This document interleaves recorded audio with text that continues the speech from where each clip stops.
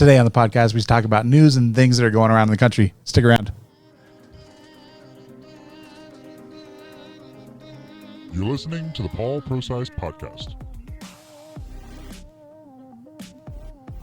And now Paul Prosise.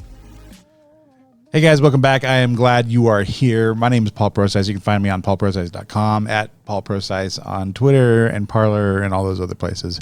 I have some other things like locals and other things that you can get to know me, become friends on whatever and that kind of stuff. So just find me. Go to Facebook. It's actually my public one is P Prosise. It's annoying. Anyways. So find me there, and then we can discuss whatever's going on. We've had a couple successful videos on Facebook, so I'd encourage you to get on there, share those, like those, and help me out. Help me get the word out of the things that I'm doing.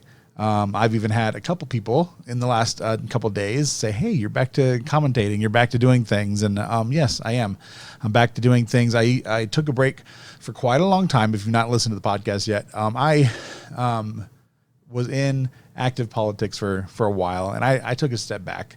I had everything from health issues and just burnout. I'm done talking about this political bullcrap that's going on a regular basis, and I did that because I wanted to kind of reconnect with faith things and church and that kind of stuff, and just kind of reset. And but I'm back in doing commentary on political things and church things and whatever else I feel like doing. So that's me in a nutshell. But today we're going to talk about some news, the things that are going on around the country. And let's just kind of dive right in. Let me switch the screens here. And so first thing is from Bret Weinstein. If you've paid any attention to Twitter or any of the crazy things that have been going on, you see that there's an attack on truth. Yesterday's podcast, we talked about being grounded in truth, discovering what is important to you, and then being educated in those things. And I don't believe that we can combat the crazy ultra left woke stuff that's going on. We can't combat that unless we know what we believe, we know where we stand, and you've got to know your history, because history is being erased right in front of your very eyes. And even just common sense. 1, 2, 3, 4. 2 + 2 = 4. That foundational wisdom that has been around since the beginning of time is being challenged by the woke. It's insane what is going on. Bret Weinstein talks about this, and so if you don't know anything about his history, you should really look into it. He was a professor at Evergreen, and just look into him. Very interesting. I'm reading a lot of liberal people that would define themselves as being very liberal, even, and I'm reading and going through a lot of their stuff, and they're saying, wait a second. Yeah, we're with you on liberal issues, but we're not with you on this extreme wokeist whatever that's going on. This extreme things, this basically fascistic movement that's going on within the left. And so you hear people saying the words leftist and then liberal. No, I'm a liberal, and the same kind of identity politics, if you will, kind of went on with me. When I was a Republican, I looked around and I said, you know what, this does not work well with what I identify myself as. I've always said, anytime I was involved in politics, like I said, my politics is defined by my faith first and foremost. And what I was seeing, frankly, was not that. And when I was looking at the presidential campaign in 2016 and I saw Trump, I'm no fan of Trump. It's interesting. I've had to defend Trump way more than I ever thought I was going to have to, because the things that are being said are just not being spoken in truth. The media covers Trump day in, day in, day in, day, and they almost say nothing about his opponents. It's pretty crazy. But the reality is we have this identity politics game that's going on. And I thought that we were supposed to be solved. All that was solved with Obama. Apparently it just got worse. Come on. It actually got worse under Obama because we started even doing more further definitions of our political whatever. You have to be involved in this. And if you don't agree with this, you are a racist, you're a homophobe, you're a xenophobe, you are whatever. And we've got to start standing up and saying, you know what, that does not sit with our values as Americans, as the history of America. That is not what we are about. We are not about shoving people out just because they believe a certain way. And if we look at the history of the church, it's wrought with that kind of mentality. We've got to stand up and say that is wrong as well. So we've got to educate ourselves on what the truth is on all the subjects. And I believe that there's a lot of people that call themselves liberal, like Dave Rubin and Bret Weinstein and Tim Pool, these guys that are out there that call themselves liberal, but are saying this is enough is enough. We've got to stand up. And I'm applauding these people, even though I may not agree with their personal policy issues or whatever they are. We can agree on a lot of things and say, you know what, we can act civilly. We can do things right. We can do things with integrity, even though we don't agree with whatever the topics are. And we're not doing it right. And I really like Bret Weinstein. He's got a podcast called Dark Horse Podcast. And I like listening to it because it brings different viewpoints that I may not have been aware of. And I talked about that on other podcasts. But anyways, he tweeted out the entire argument against 2 + 2 = 4. Come on, guys. Why am I even spending time talking about 2 + 2 = 4? Because they're saying 2 + 2 = 5. We just have to say no. Enough is enough. I mean, come on. And it really is. He's pointing out that it's just a power grab. That's really what they're looking for. That's what any movements are, is they feel that they don't have a power, or they're in the position to gain more power. And that's generally why we see movements like this that we're seeing. It's the SDS, the Weather Underground crowd, that got in control of our universities, were able to start changing narratives over time, and now they've got the people right where they need them to be, and they're seeing an opportunity to push out that radical agenda that they've been longing for years. This is the great opportunity for more power, or frankly, just push civil unrest so they can do whatever. So they can push an Overton window idea. They can shift our normalcy bias to where they want it to be. So from this, whatever normal is, to where they want it to, they're trying to shift things. I think that's a lot of what's going on right now, is trying to shift the biases, shift the normal. And you hear that word actually saying, well, this is the new normal. What we believed, or what we did walking around without a mask 6 months ago, now it's the new normal that we are supposed to just buy into. Whether you agree with it or not, I believe that's what's going on. That there is a policy shift push on the left, the far left, to change things and to shift things to their will, to what they want. And that's basically what Bret Weinstein is saying here in this tweet. It isn't that 2 + 2 is 4. It's that we must choose between a world in which we agree to a shared set of local or logical rules that facilitate insight and communication, and B, a world in which we sabotage insight to so might equals right. They're looking for that might equals right. Power means that you get to set the agenda. Power means you get to be in control. And we saw that at the beginning, right before Obama got into office. He's saying, we are going to fundamentally transform America. He was in control, and they're going to change everything to their will. And that's, generally speaking, not what the average Americans want. They just want to go to work. They're not political. They don't give a crap about any of this stuff. Any of the stuff that I'm talking about, they probably are just, the normal American is not listening to my podcast. I'll tell you that. The people that are listening to my podcast are people that are concerned, and I'm applauding you. And if I can encourage you to do anything to start taking measures into your hands and do something with it, I am there for you. Find me on Paul Prosise.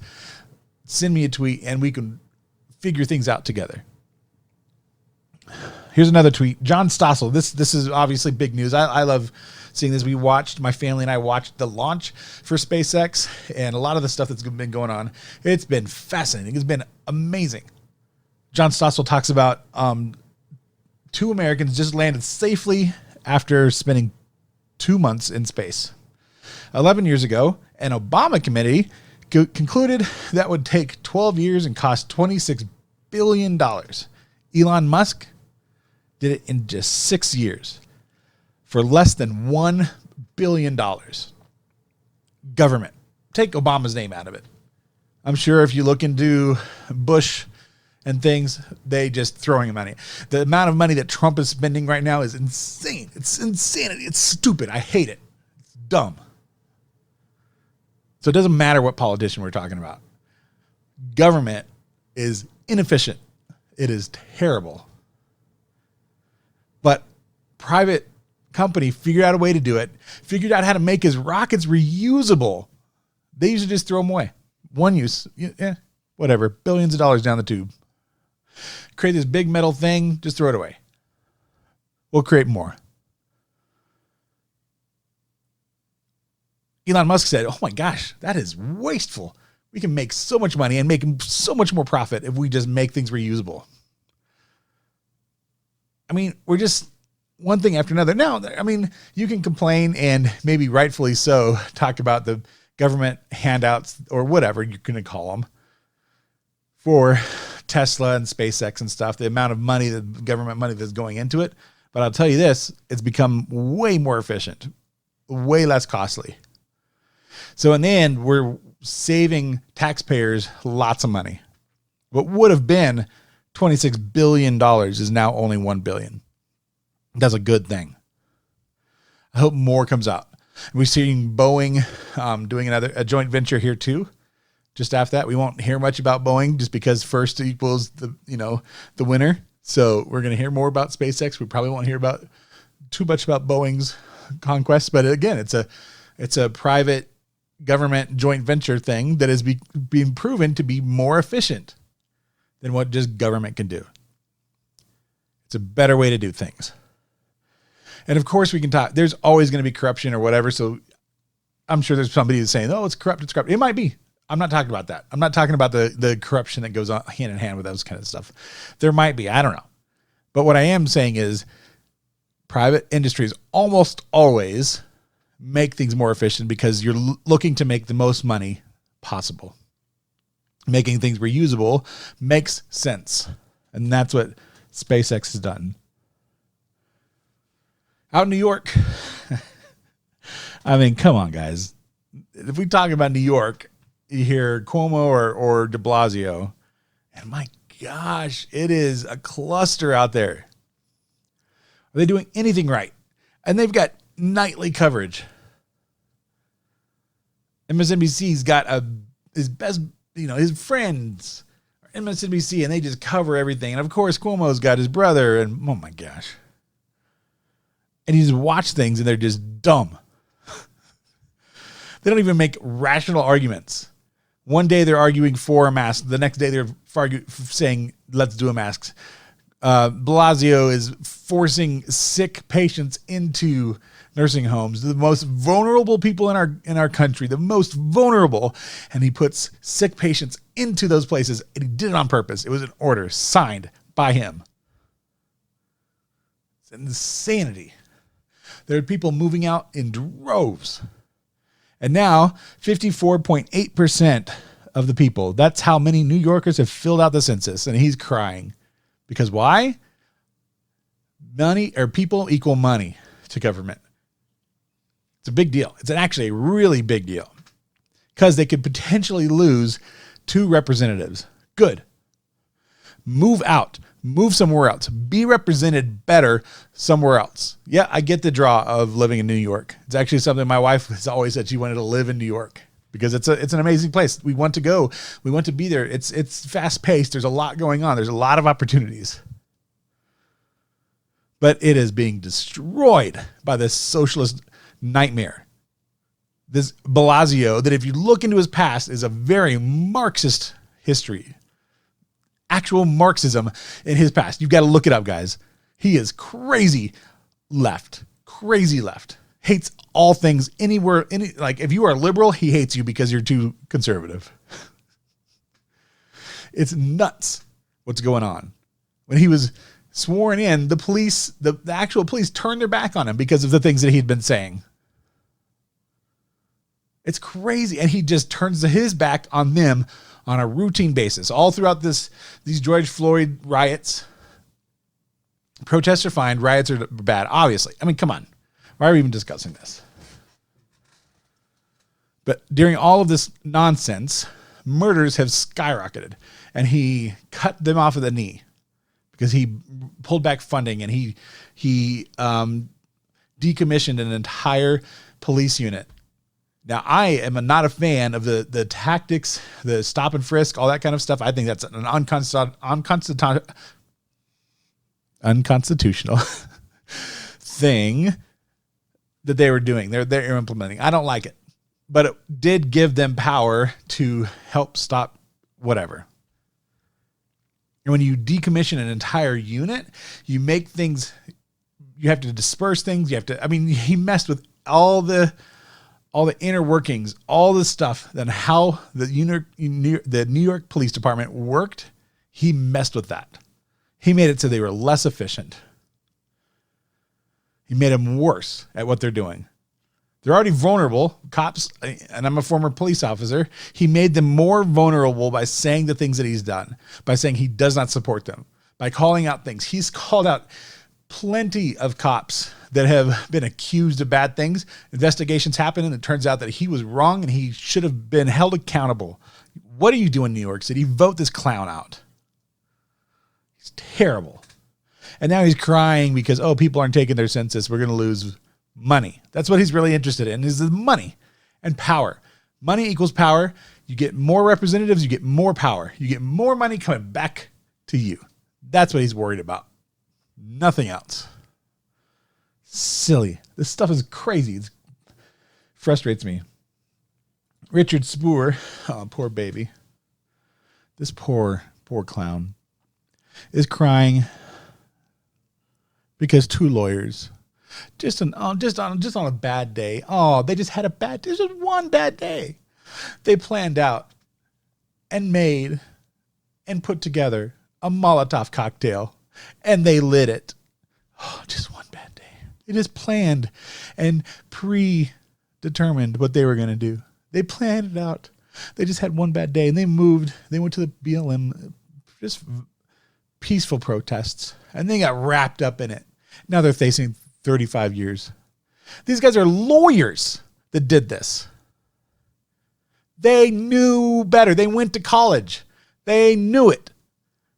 They passed the bar. They're lawyers. They know what the law says about picking up a Molotov cocktail, a flammable substance in this glass bottle, putting a wick or whatever they put in there, light it on flame and throw it at somebody with the intent of killing or maiming something or doing major damage to property. They knew what they were doing. And this clown is crying. They just had everybody has a bad day. Look at this clown. Most people, even good ones, do something stupid sometimes. Is premeditated. They planned on doing it. They brought the materials with them. They got wrapped up. Come on. When that results in ruining of their otherwise good and productive life, it's tragic. No, they committed a crime. They pay for their crime. Period. It's even worse because they knew better. They went to school to know better. Give me a break. Come on. Guys, what are we doing? Where'd my no stuff? My Andy no. I clicked off too many tabs. I bet, guys, if you've looked at anything that Andy No says, he's fantastic. He is following all the stuff that's going on in Portland, especially in Seattle. But he has covered so much of the riots. By the way, why are they just declaring it riots? This is from the Blaze. Riot declared in residential Portland after insurgents attempt to burn down police station, try to run over officers. Why is it having to be declared like on a nightly basis? They're in night 70, 71, something like that, of riots in Portland. Why? But the politicians and they all call it just peaceful protests. The national media calls it peaceful protests. But nightly they're saying, oh, well, this is now a riot. Oh, okay. It was always a riot. They were always intent on doing harm to property or to people. They carried green lasers to blind officers. They threw bricks. They threw glass bottles. They threw explosives. It was always a riot. To parse the language is saying and telling another lie. And you are complicit, media and politicians that are not willing to denounce this. It's insane. But he covers some great things. He's gone into depth of covering a lot of this. And man, I had I think it was this one, this thread. Gosh dang. Really annoyed that I lost that. Maybe it's this one. Yeah, here we go. Okay, so this thread from Andy No, overnight on the 5th and 6th of August, another riot was declared. Again, they're declaring, oh, it's another riot. No, it's continued riots by Portland police after Antifa tried to break into their precinct and down. And then he covers people that are being charged. Good. They are purposefully doing these things. And we're starting to see a lot of the feds having to get involved because the local police departments have been cut off at the knees. So they are not able to arrest people, which is just crazy to me. Or if they do arrest them, they're released almost immediately. All charges are dropped. Go away. It's criminal what's going on. Davis Beeman, a 38-year-old militant Antifa, was charged with multiple offenses in a riot in East Portland. He comes dressed in black and serves on one of the Antifa street medic units. Interesting. So, I mean, they're highly organized. I don't know if you've paid any attention to this, but they're extremely well organized. They've got medic units. They've got like these MASH units, mobile Army Surgical Hospitals, if you will. They've got these mobile units. They've got tactical commands. They've got radios. They're telling people where to go. This is highly, highly organized. None of this is just, oh, it was just a mob. People just got swept up in the emotions, like that mob mentality that can happen at times. You know, you see that at like a soccer stadium or something. One thing happens over here, and all of a sudden there's a chain reaction of events, and people are rushing the field. That's not what we're talking about here. This is intentional, premeditated, pre-planned, military-style tactics. It is insane. And finally, these guys are starting to be arrested and held accountable. But a lot of them are just being released immediately with the DAs and prosecutors willfully participating in this. And I'm saying they are complicit. And the feds need to look into these people. If they're just going in and saying, nope, we don't have any evidence, or nope, when the evidence is laid before them, they've made their arrest, they've got the probable cause, and then the DA saying, oh, no, because they have political bias, political opinions, and they are willing to stand on that. And the feds need to come on and say, and hold these prosecutors accountable that are not upholding their sworn to the Constitution duties. They're sworn to uphold their states and their federal Constitution duties, and they're not doing it. So there's a whole bunch of them that he finds through or goes through. Michael Elias, 39, was charged with multiple offenses at the Antifa riot. He was quickly released. The source is there. Adrian de la Rios, 32, was arrested at the riot in Portland. He's charged with felony riot, felony criminal mischief, attempted assault on an officer, escape, and much more. He's from Minneapolis, so he's not even a local guy. He came in. They were finding a lot of this. A lot of these guys are not necessarily. There's a lot. And Portland's unique because a lot of these people that actually go to other places are staying home and they're being involved. But there are people coming in to help and assist with this because it's highly organized. They have been given plane tickets. They're being paid to do this stuff. Not all of them, but a lot of them are.